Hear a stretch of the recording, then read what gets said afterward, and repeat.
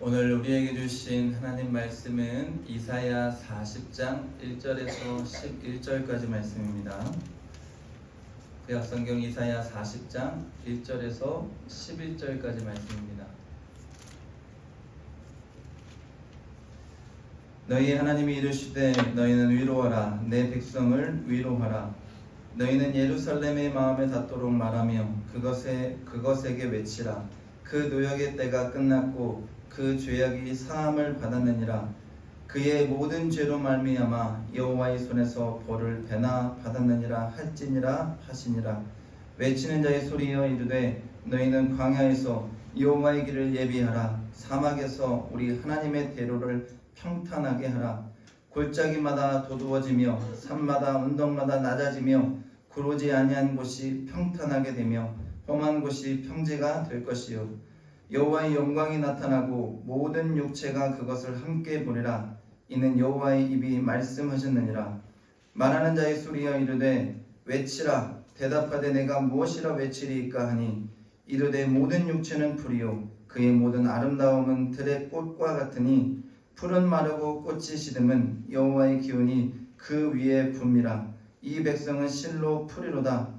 풀은 마르고 꽃은 시드나 우리 하나님의 말씀은 영원히 서리라 하라. 아름다운 소식을 시온에 전하는 자여 너는 높은 산에 오르라. 아름다운 소식을 예루살렘에 전하는 자여 너는 힘써 소리를 높이라.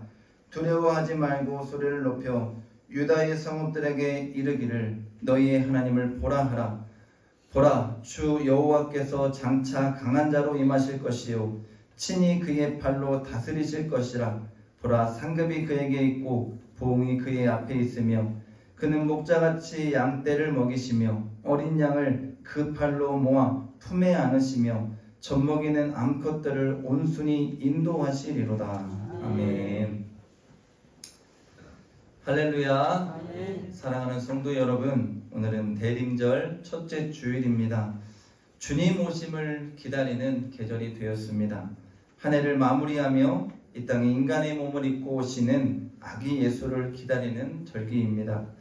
비록 계절의 날씨는 추워지고 있지만 여러분의 마음의 상태는 주님을 기다리며 믿음으로 준비되고 성령으로 충만하여서 우리의 마음은 따뜻한 계절로 주님을 내 마음에 모시는 은혜와 축복이 있을 수 있기를 주의 이름으로 간절히 축원합니다. 오늘은 내 백성을 위로하라 라는 제목의 말씀으로 함께 은혜를 나누기 원합니다. 오늘 우리가 살아가는 이 사회는 너무도 힘들고 어려운 가운데 있습니다. 정치는 정치대로 혼란스럽고 경제는 코로나 시대보다 더 힘들고 어려워지고 있다고 합니다. 거기에 사회적인 여러 가지 문제들과 갈등들이 끊임없이 일어나고 있습니다. 이런 사회 가운데에서 우리가 믿는 기독교는 어떤가요? 개척교회와 작은 교회들은 코로나 이후로 생존을 걱정하는 교회가 늘어나고 코로나 이후로 10,000개가 넘는 교회들이 문을 닫고 있습니다.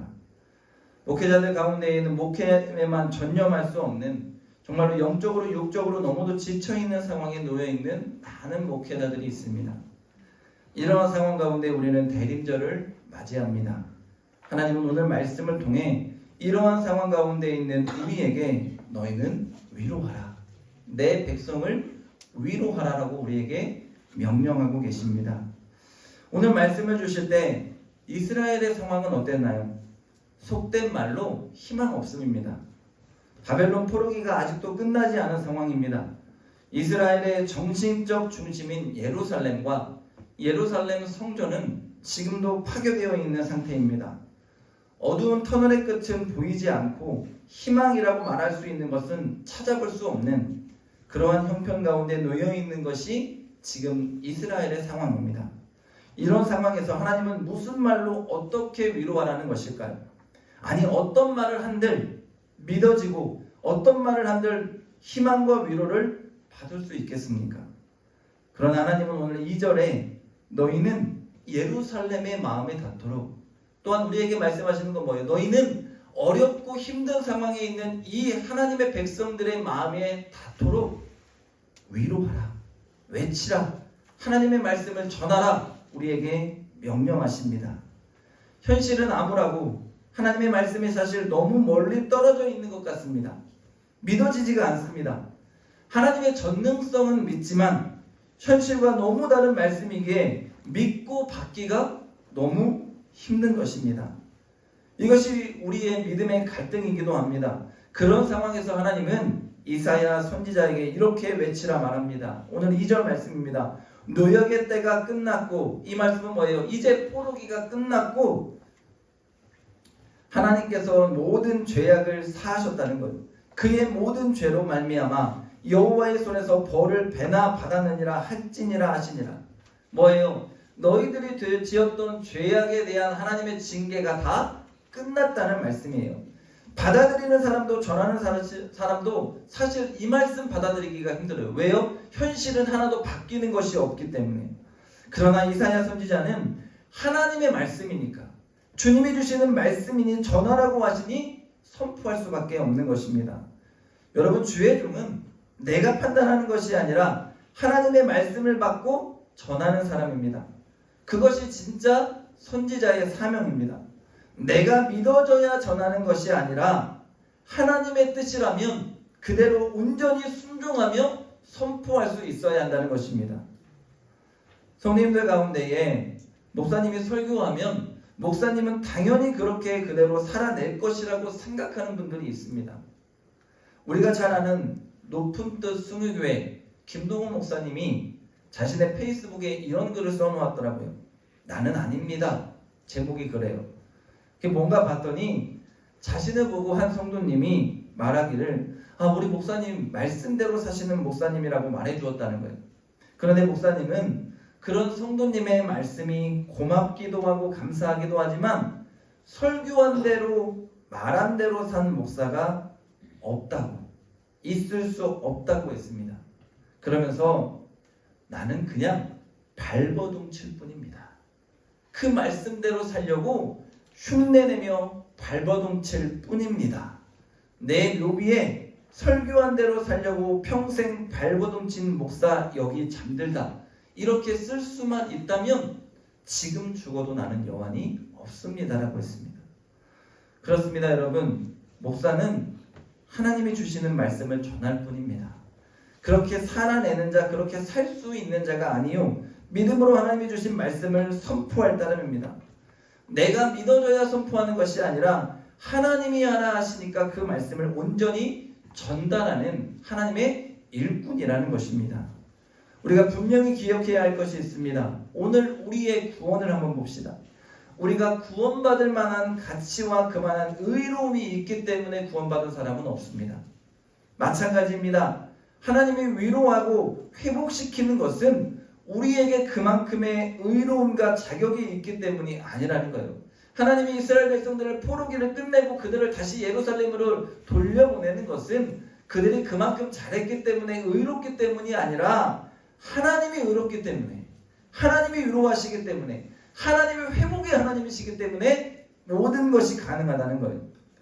사도 바울은 로마서 5장에서 우리가 연약할 때에, 우리가 아직 죄인 되었을 때에, 하나님과 원수 되었을 때 하나님께서 예수 그리스도를 보내셨다고 말씀합니다.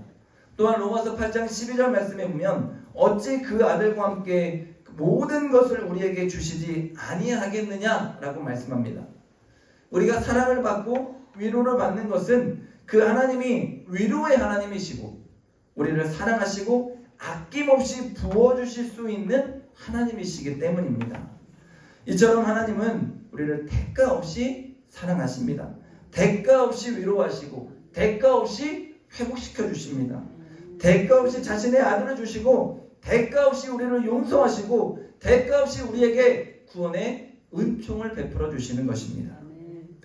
오늘 40장 3절과 4절 말씀에 하나님은 위로하라는 말씀에 이어서 두 번째로 외칠 말씀을 주십니다. 외치는 자의 소리여 이르되 너희는 광야에서 여호와의 길을 예비하라. 사막에서 우리 하나님의 대로를 평탄하게 하라. 골짜기마다 도두어지며 산마다 언덕마다 낮아지며 구르지 아니한 곳이 평탄하게 되며 험한 곳이 평지가 될 것이요. 여러분, 무슨 말씀인가요? 하나님이 오실 수 있도록 준비하라는 것입니다. 내 마음의 장애물도 치우고 내 마음을 깨끗하게 정결하게 만들어서 네 마음이 평탄하게 될 수 있도록 하라는 것입니다. 하나님을 맞이하기 위한 온전한 준비자가 되라는 명령의 말씀이에요. 오늘 우리의 마음의 상태를 오늘 말씀이 저는 잘 나타내고 있다고 봅니다. 우리의 마음이 광야와 같고 우리의 마음이 사막과 같이 메말라 있고 우리의 마음이 골짜기와 같이 패여 있고 우리의 마음이 언덕과 산과 같이 높아져 있습니다. 평탄한 길이지 못하고 울퉁불퉁하고 높고 낮고 메말라 있는 상태가 오늘 저와 여러분의 마음의 상태입니다. 5절에 그런 우리가 여호와의 영광을 보리라.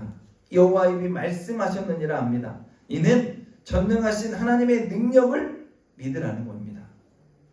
그분이 하신 말씀이 그대로 이루어짐을 깨달으라는 말씀이에요. 비록 지금은 힘들고 어려울 수 있습니다. 비록 지금 내 마음이 광야요 사막 같이 있을 수 있고 지금 내 마음이 골짜기와 같이 패여 있을 수도 있습니다. 그러나 하나님의 뜻은 반드시 이루어진다는 것입니다. 비록 지금 우리가 살아가는 이 세상은 힘들고 어렵고 눈앞에 놓여있는 현실은 암울하고 고난일 수 있습니다. 지금 내 마음의 상태가 힘들고 어려울 수 있습니다. 그러나 하나님의 말씀 가운데 어떻게 이게 가능해? 의심이 들 수 있죠. 하나님의 말씀에 힘을 얻어 용기를 내어보지만 막상 내 눈앞에 펼쳐져 있는 현실 가운데 바벨론과 같은 강력한 세상의 권력 앞에 자본주의와 성공주의 시대, 음란하고 타락한 이 죄악의 시대 가운데 하나님의 뜻이 도무지 이루어질 것 같지 않아서 괴롭기도 합니다. 그런 우리에게 하나님이 말씀하라 하십니다. 오늘 6절에서 8절이에요. 모든 육체는 풀이요 그의 모든 아름다움은 들의 꽃과 같으니 푸른 마르고 꽃이 시듬은 여호와의 기운이 그 위에 붑니다. 이 백성은 실로 풀이로다. 푸른 마르고 꽃은 지되나 하나님의 말씀은 영원히 서리라 하라. 하나님의 말씀은 어떻다고요? 영원히 서리라. 우리의 가능과 불가능은 사람의 계산이고 생각입니다. 인간의 일이면 그럴 수 있지만 하나님의 말씀 앞에서 우리는 나의 판단을 지우라는 거예요. 우리는 순종하며 하나님의 말씀을 선포할 수 있어야 합니다. 현실적으로는 도저히 이루어질 수 있지 않을 것 같아서 말씀하시는 분이 근데 하나님이시기 때문에 소망이 있는 거예요. 사람이 말하는 것은 희망이 없고 소망이 없을 수 있지만 전능하신 하나님이 선포하라 하신 이 말씀에 희망이 있는 것입니다. 내가 판단하고 내가 생각하며 내 스스로가 이루어질 것을 기대하는 것은 믿음이 아니에요. 오늘 믿음이란 하나님이 말씀하시기 때문에 믿는 것이고 오늘 믿음이란 하나님이시기 때문에 가능하다고 믿는 것이고 오늘 믿음이란 하나님이시기 때문에 반드시 이루실 것이라는 확신을 갖는 것입니다. 이것이 바로 참된 믿음입니다. 그러므로 오늘 이사야 선지자는 선포하는 것입니다. 우리 하나님의 말씀은 영원히 서리라. 이제 하나님께서 이사야에게 네 번째로 외쳐야 하는 말씀을 주십니다. 9절입니다. 아름다운 소식을 전하는 자여 너는 높은 산에 오르라. 아름다운 소식을 예루살렘에 전하는 자여 너는 힘써 소리를 높이라. 두려워하지 말고 소리를 높여 유다 성읍들에게 이르기를 너희는 하나님을 보라 하라. 오늘 누구를 보라고요? 하나님을 보라. 하나님을 보라고 외치라는 것입니다. 여러분, 우리가 베드로의 사건을 잘 알아요. 베드로가 무리를 거는 사건을 우리는 잘 알고 있습니다. 베드로는 물 위로 올라갈 때에 누구 보고 뛰었어요? 예수님을 보고 뛰었습니다. 예수님을 보고 물 위로 뛰어 올라갔어요. 예수님을 바라보고 물 위를 걸었습니다. 그런데 풍랑을 보다가 그만 물에 빠지고 말았습니다. 풍랑이라는 현실, 바다라는 나에게 주어진 환경을 바라보니 넘어지고 물에 빠지게 되는 것입니다. 그러니 주님은 나를 바라보라고, 나를 바라보고 나를 바라보면서 믿음을 가지라고 다시 그 베드로를 물 위로 올려주십니다. 그리고 뭐라고 말씀하셔요? 믿음이 작은 자여 왜 의심하였느냐고 묻습니다. 오늘 베드로의 손을 잡고 물 위로 건져주신 주님이 나를 건져주시고 나와 함께 하십니다. 그 주님은 나를 일으켜 세워주실 것입니다. 그리고 믿음이 작은 자야, 왜 의심하냐? 의심하지 말고 나와 함께하자. 나를 바라봐라. 나를 위로하시고 나에게서 두려워하지 말라고 내가 너를 지켜줄 것이라고 우리에게 말씀하시는 줄로 믿습니다. 오늘 그 하나님이 하나님 바라보라고 말씀하셔요. 두려워하지 말고 아름다운 소식을 전하는 이사야야, 다른 거 두려워하지 마. 하나님을 바라보고 그 백성에게 온전히 선포하라고 말씀하는 거예요. 여러분, 오늘 그 하나님이 임마누엘로 우리와 함께 하시는 줄로 믿습니다. 오늘 우리 교회의 현실 가운데도 마찬가지. 많은 사람들이 얘기해요. 이제 한국교회의 붕괴 시대가 끝났다. 어렵다. 힘들다. 쇠퇴할 것이다. 이렇게 말합니다. 그런데 여러분, 우리는 그 사람의 소리를 들을 필요가 없어요. 사람을 바라볼 필요도, 현실을 바라볼 필요도 없습니다. 안 된다고 생각하고 어렵다고 생각하면 하나도 이룰 수 있는 게 없습니다. 우리가 바라볼 건 누구예요? 주님만 바라보면 돼요. 내가 하는 것이 아니라 하나님이 하십니다. 하나님이 이루시고 하나님이 만드십니다. 하나님이 성장케 하시고 하나님이 부흥케 하십니다. 우리는 세상을 바라보는 삶이 아니라, 현실을 바라보는 삶이 아니라 하나님을 바라보는 삶이 되어야 됩니다. 믿음의 주요 온전케 하시는 예수 그리스도를 바라보는 믿음의 삶이 되어야 하는 줄로 믿습니다. 그때 역사가 만들어지고, 그때 하나님이 우리 교회를 가장 좋은 길로 인도하시며 성장과 부흥의 역사를 이루어가게 하실 줄로 믿습니다. 오늘 10절과 11절입니다. 보라, 주 여호와께서 장차 강한 자로 임하실 것이요 친히 그의 팔로 다스리실 것이라. 보라, 상급이 그에게 있고 부흥이 그의 앞에 있으며 그는 목자같이 양떼를 먹이시며 어린 양을 그 팔로 모아 품에 안으시며 젖먹이는 암컷들을 온순히 인도하시리로다. 주님은 우리 가운데에 강한 자로 임하시며 그 팔로 우리를 다스리시고 우리를 어린 양을 팔로 모아 품에 안아주시는 전능하신 주님이 되신다고 말씀하고 있습니다. 내 환경이, 이 세상의 어떠함이 우리 주님의 능력을 막을 수도 없고, 또한 주님의 말씀이 환경과 형편에 따라 영향을 받을 수 없다는 것을 말씀하고 있는 거예요. 오늘 우리는 참된 주님으로, 믿음으로 주님을 믿고 따르고 섬기며 나아가야 합니다. 오늘 우리는 그 주님을 바르게 바라보며 이 땅에 주님이 원하시는 주님의 말씀을 온전하게 바르게 선포해 나아갈 수 있는 하나님의 자녀가 될 수 있기를 주의 이름으로 간절히 축원합니다. 사랑하는 여러분, 대림절은 이 땅에 오시는 예수 그리스도, 나의 구원자를 기다리는 절기입니다.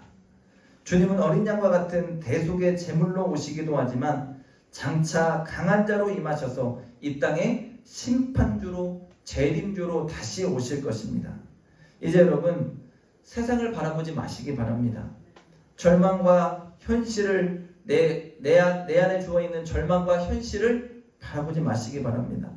바벨론 포로기와 같은 암울한 현실의 이스라엘 백성들과 같은 오늘 우리의 현실이지만, 이런 현실에 녹아 안주하며 절망과 패배를 안고 살아가는 우리가 되면 안 됩니다. 소망의 주님을 바라보시기 바랍니다. 능력의 주님을 믿으시기를 바랍니다. 반드시 위로하시고 절망을 희망으로 바꾸시며 바벨론 포로기를 끝내고 희망의 예루살렘으로 인도하시는 하나님을 믿으시고, 여러분의 삶 가운데 소망과 희망을 주시는 위로의 하나님을 만나는 역사가 있기를 간절히 축원합니다. 파도가 일렁이는 바다 가운데에서 나에게 눈을 떼지 않고 준비하고 계시는 하나님, 기다리고 계시는 그 하나님을 바라보면서 나를 위해 이 땅에 오시는 예수 그리스도를 위해서 여러분의 심령이 믿음의 마음으로, 정말로 소망의 마음으로 준비되기를 주의 이름으로 간절히 축원합니다. 축원합니다. 기도하겠습니다.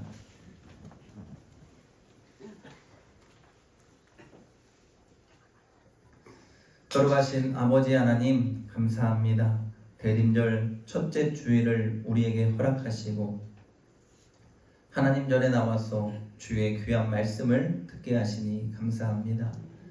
현실 가운데에서 절망과 탄식의 소리가 터져 나오고 있지만 하나님은 나를 믿고 나를 바라보고 내 백성을 위로하라고 말씀하십니다. 주님을 기다리는 이 절기에 우리의 믿음이 준비되어서 이 땅에 하나님이 원하시는 말씀을 선포하게 하시고 힘들고 어려운 가운데 있는 세상의 모든 사람들에게 예수 그리스도가 오신다고 선포하며 위로할 수 있는 우리의 믿음 되게 도와 주시옵소서. 감사드리며 예수님의 이름으로 기도합니다. 아멘.